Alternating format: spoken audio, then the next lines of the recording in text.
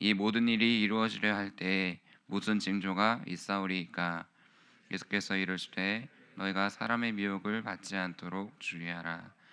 많은 사람이 내 이름으로 와서 이르되 내가 그라하여 많은 사람을 미혹하리라. 난리와 난리의 소문을 들을 때에 두려워하지 말라. 이런 일이 있어야 하되 아직 끝은 아니라.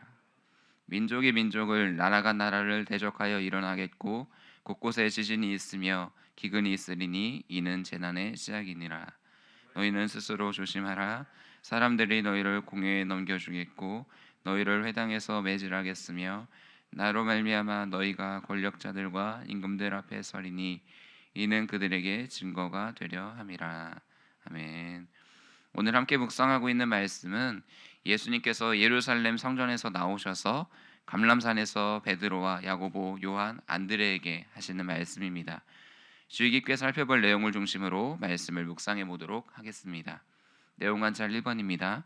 예수님께서는 크고 화려한 성전을 가리키시며 제자들에게 어떠한 말씀을 하십니까? 예수님께서는 이 큰 건물을 보고 있느냐 말씀하시면서 시청과 교육을 하고 계십니다. 돌 하나도 돌 위에 남지 않고 다 무너뜨려지리라 말씀하십니다. 당시 헤롯은 예루살렘에 성전을 짓고 그 성전을 통해서 자신의 권력을 과시했습니다.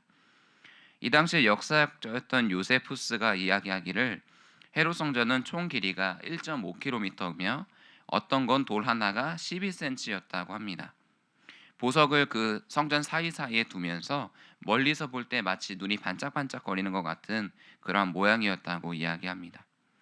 요한복음 2장 20절을 보면 이 성전이 무려 46년 동안 지어졌다라고 요한은 기록합니다. 이 46년 동안 엄청난 노동력이 들어가 있던 건축물이었던 것입니다. 이렇게 엄청난 크기의 사람들은 압도되었을 것입니다. 하지만 예수님께서는 눈에 보이는 것이 다가 아니다 말씀하십니다. 성전은 이스라엘 민족들의 역사의 가장 중심이 되어서 성전을 중심으로 함께 하나님을 예배하기도 했고 마가복음에서 살펴보는 것과 같이 성전에 모여서 말씀을 나누던 장소였습니다. 이러한 것이 무너지면서 새로운 시대가 열릴 것이다 말씀하고 계십니다. 내용 관찰 2번입니다. 예수님께서는 종말의 때에 무엇을 주의하라고 말씀하십니까? 먼저는 사람의 미혹을 받지 않도록 주의하라 말씀하십니다. 그 이유는 많은 사람이 예수님의 이름으로 와서 내가 메시아다라고 이야기할 것을 가르쳐 주십니다. 마지막 때에는 거짓 그리스도와 거짓 선지자가 점점 세상을 혼란스럽게 할 것입니다. 사람들을 미혹할 것이고 이들은 자신이 거짓 선지자가 되어 자신의 이름을 내세우며 권력을 갖고자 합니다. 사람들은 종말의 때에 두려움을 갖고 있습니다. 세상의 마지막이 온다면 나는 어떻게 될 것인가 하는 두려움입니다. 이때 거짓 선지자와 거짓 구원자들, 거짓 예언자들은 자신을 통해서 구원이 이루어질 것에 대해 속이게 됩니다. 자신이 해결해 줄 수 있는 것처럼 사람들을 끌어당기고 특별히 이들의 메시지 속에 마지막 때에 대한 두려움을 조장하게 됩니다. 불안해하고 있는 이들에게 더 불안하게 하고 심리를 움츠러들게 만들어서 결국은 자신의 말을 듣게 만드는 것이죠. 예수님의 방식은 이들과는 다릅니다. 예수님께서 먼저 평안을 주시고 진리를 주시며 이들에게 참된 안식을 허락하여 주십니다. 왜냐하면 하나님을 믿는 사람들마저도 두려움으로 인해 떠나가기 때문에 하나님은 먼저 평안을 약속하시는 것입니다. 요한복음에서 말씀하고 있는 바와 같이 그들은 이리입니다. 양을 물어가고 해치고 마지막 때 이들을 결국 멸망에 이끌게 될 것입니다. 이들을 조심해야 합니다. 영과 묵상으로 넘어가겠습니다. 예수님께서는 왜 종말의 때에 미혹을 받지 않도록 주의하라고 말씀하십니까? 혼란스러움 속에서 방향을 잃어버리기 쉽기 때문입니다. 아무리 굳건하게 하나님의 믿음 안에 서 있다 한다 할지라도 갑작스러운 상황 속에서 자신의 신앙을 잃어버리게 되어 있습니다. 마치 베드로가 그랬던 것처럼 마지막 때가 되면 결국 예수 그리스도를 모른다, 부인할 수도 있겠구나라는 생각을 베드로를 통해 느끼게 됩니다. 결국 우리도 마지막 때에 믿음에 굳게 서도록 노력해야 합니다.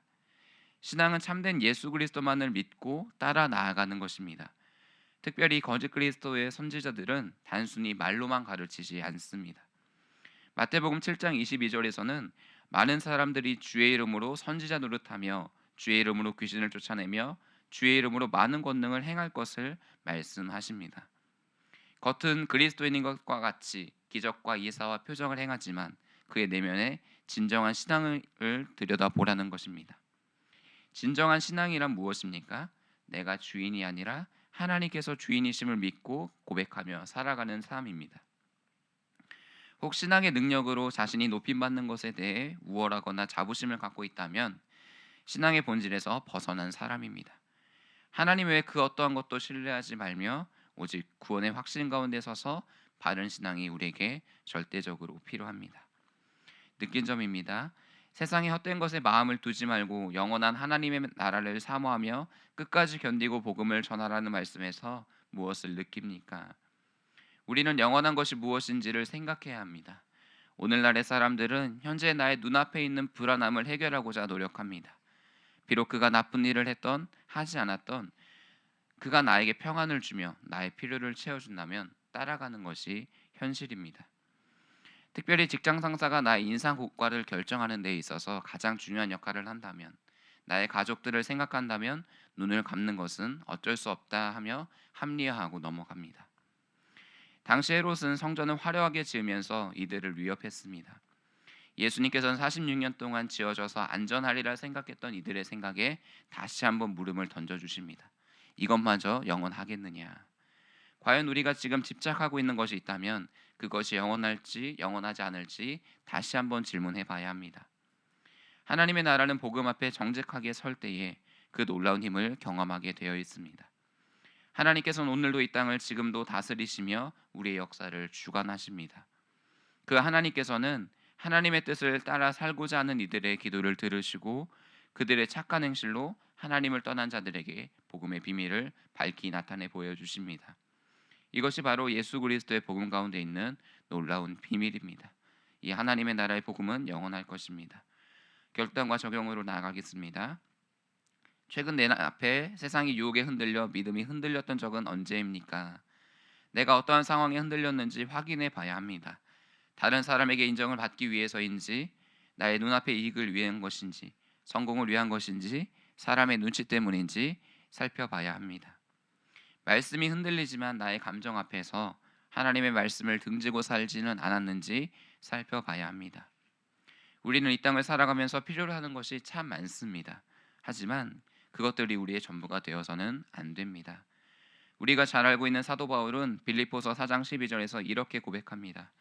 나는 비천에 처할 줄도 알고 궁핍에 처할 줄도 알아 모든 일 곧 배부름과 배고픔과 풍부와 궁핍에도 처할 줄을 아는 일체의 비결을 배웠노라.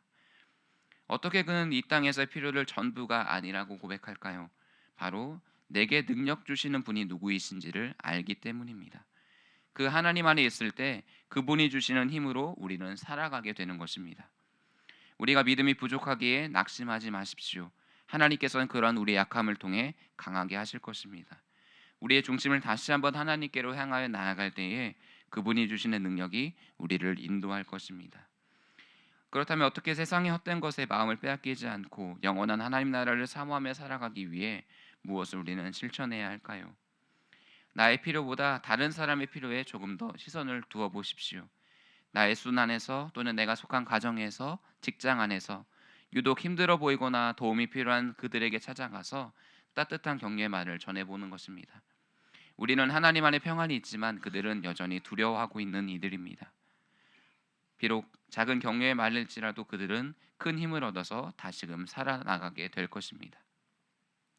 상대방에게 뿐만 아니라 우리의 시선을 다른 사람에게 돌릴 때 진정한 기쁨을 경험하게 되어 있습니다.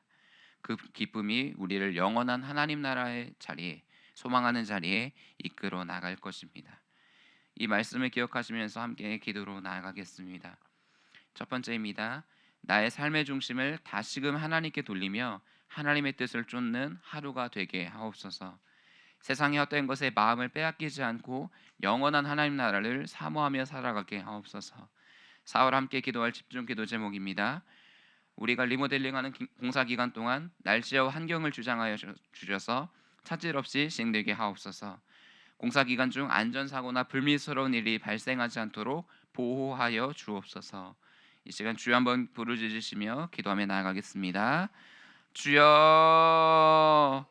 하나님, 이 시간 우리가 하나님의 말씀을 듣고 정직하게 반응하며 기도로 나아갑니다. 하나님, 나의 삶의 중심에 다시금 하나님께 돌리며 하나님의 뜻을 쫓는 하루가 되게 하여 주시옵소서. 세상의 헛된 것에 마음을 빼앗기지 않고 영원한 하나님 나라를 사모하며 살아가게 하여 주시옵소서.